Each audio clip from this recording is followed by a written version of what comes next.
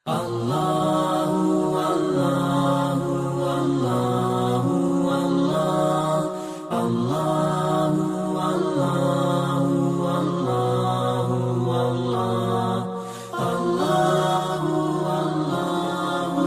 ये कि जब ये नफिल पढ़े जाते हैं तो इसके लिए कोई ख़ास वक्त मुकर्रर होना चाहिए या किसी भी वक्त अदा हो सकता नहीं, बहुत अच्छा सवाल किया, बहुत अच्छा।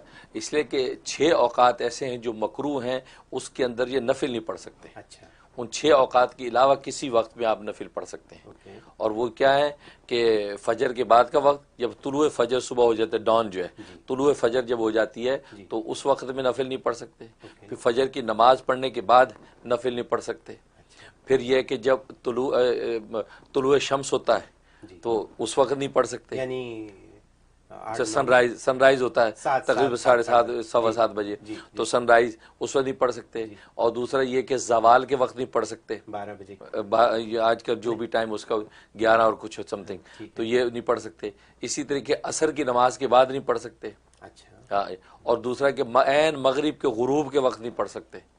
तो ये 6 औकात ऐसे हैं, इन औकात में नफिल नहीं पढ़ सकते।